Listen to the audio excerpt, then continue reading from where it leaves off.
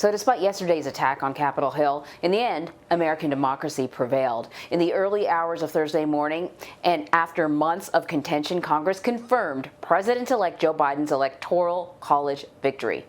Vice President Mike Pence accepted the results in the middle of the night, declaring Biden the winner. The move marking a clear rejection of the president's false claims that Mr. Pence could have somehow overturned the Electoral College results. The news came just hours after two historic wins in Georgia's Senate runoff elections. Reverend Raphael Warnock defeated Republican Senator Kelly Loeffler, becoming the first black Democrat elected to the Senate from the South. Meanwhile, Jon Ossoff defeated Senator David Perdue, who recently completed his first full term as senator. Jon Ossoff is also making history as the state's first Jewish senator and youngest member of the chamber. This means that Democrats are now set to control Congress when President-elect Biden takes office on January 20th.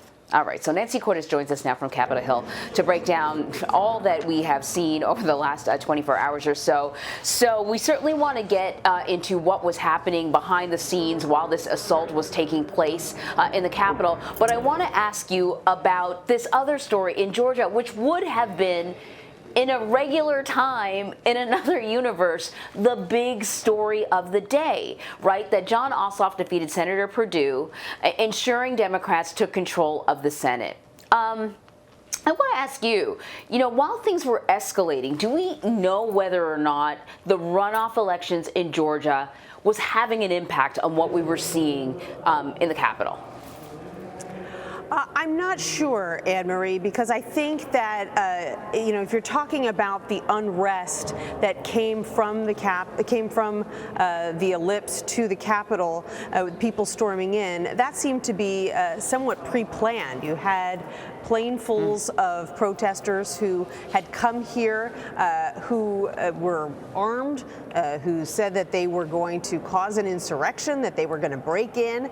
It wasn't quite clear what they wanted to do once they got inside the Capitol, but many of these individuals didn't yet know the official outcome of those races in Georgia, especially the Ossoff race, before they began their march to the Capitol.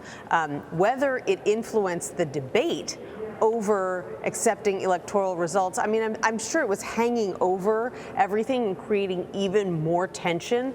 The knowledge for some Republicans that this was sort of a last stand, if you will, not just when it comes to President Trump's term, but also when it comes to the dwindling number of days that Republicans will maintain control of the Senate.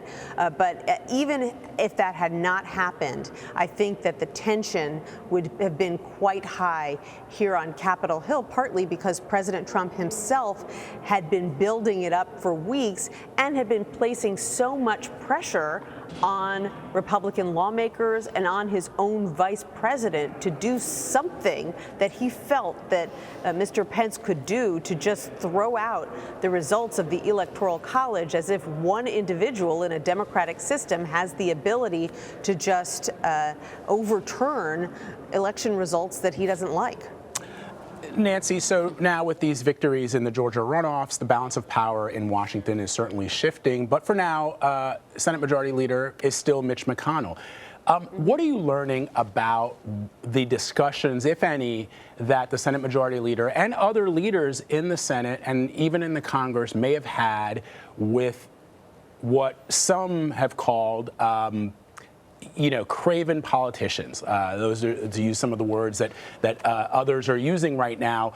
For example, Josh Hawley and Ted Cruz, to back off from what they had intended to do yesterday. We saw a number of senators like Marsha Blackburn and James Lankford saying, you know what, given what's happened today, I'm not going to object to these Electoral College votes. But you still had Hawley and Cruz and some others sticking to their guns. What kind of discussions did they have with the Senate Majority Leader, if any?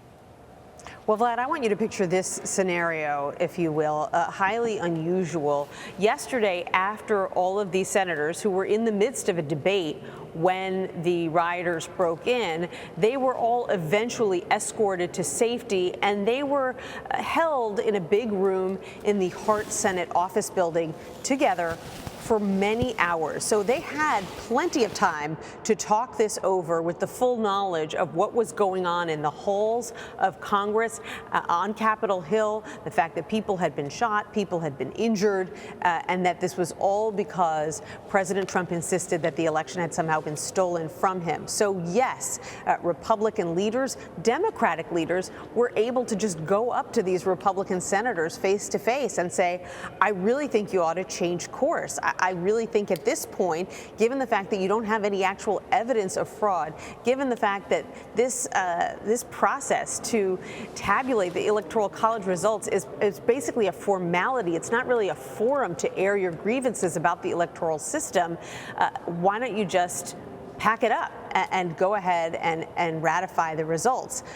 In one case, I was telling Anne Marie a little earlier today, one Democratic senator went up and said this to Ted Cruz's face, at which point Cruz just turned around and walked away, wouldn't really entertain that kind of exhortation. So clearly this was a successful line of argument with some Republicans, a bunch of Republicans in the Senate who dropped their objections, decided, the most important thing was to just show a united front, show the American people that Congress has faith in the electoral results. But I want you to consider this. Over in the House, when it came to the state of Pennsylvania, which was one of the states that was challenged in the wee hours of the morning, 120 Republicans voted to uphold those objections. More than half of all House Republicans, even after everything we saw yesterday, voted to essentially say that they believe that the Electoral College results from the state of Pennsylvania, the millions of votes that were gathered there,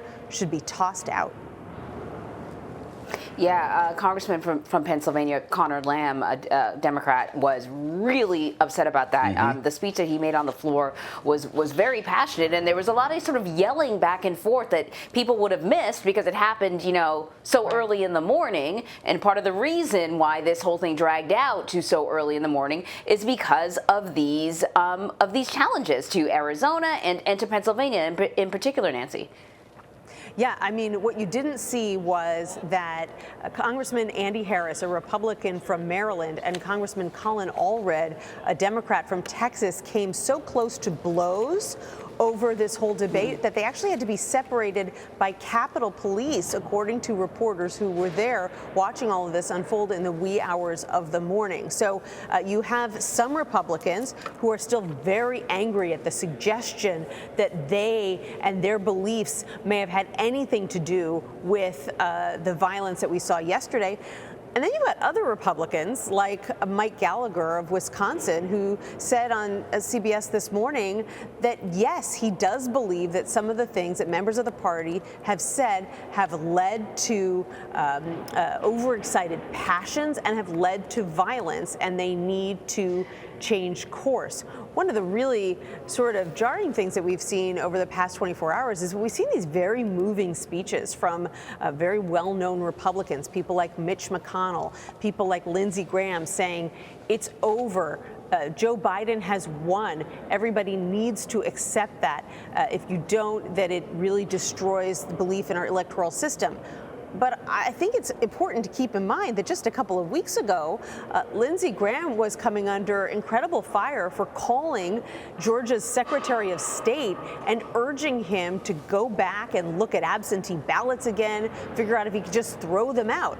Mitch McConnell was refusing to acknowledge that President-elect Joe Biden had won for weeks and weeks, despite us asking him repeatedly. So this is a very recent change of heart for some of these top Republicans.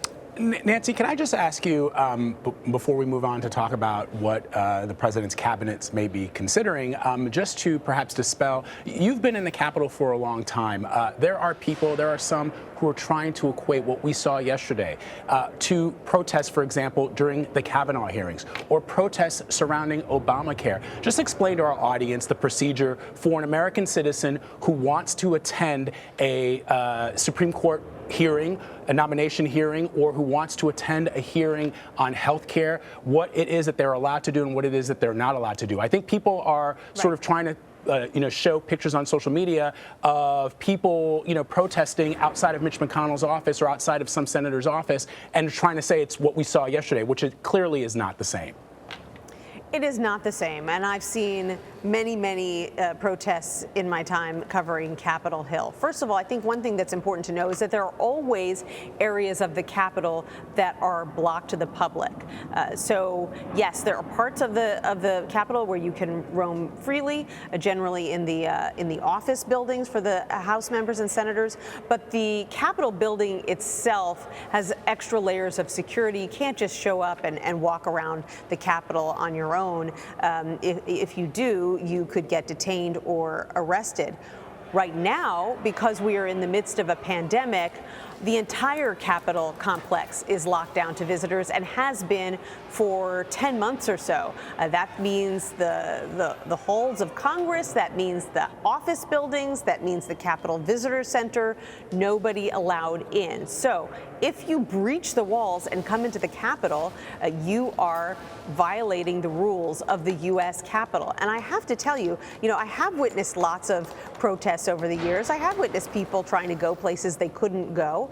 But usually those people were arrested and detained en masse. I mean, I have seen paraplegics turned out of their wheelchairs and handcuffed because they were protesting outside of a lawmaker's office and they weren't supposed to be there. And so what is so confounding is that yesterday, when you had thousands of people breaching the walls and doors of the Capitol and getting inside, almost no one was arrested. And now after the fact, the FBI is saying, send us your pictures of who was inside and inciting the violence so we can investigate them. But at the time, you really didn't see the kind of mass detentions that, frankly, the U.S. Capitol Police is very good at and has done over and over again through the years. And that's why, you have these questions that I think you're alluding to, Vlad, on social media and elsewhere about why is it that it seems that there was sort of a double standard yesterday where these individuals were allowed to roam free. Was it just that U.S. Capitol Police and D.C. police were overwhelmed and overrun, or was there a sense of permissibility that doesn't exist when other individuals break the rules? Yesterday, while all of this was happening, at some point there was sort of this flurry of public messages going out, talking about beefed up security, bringing in the National Guard, and it was very sort of specifically written.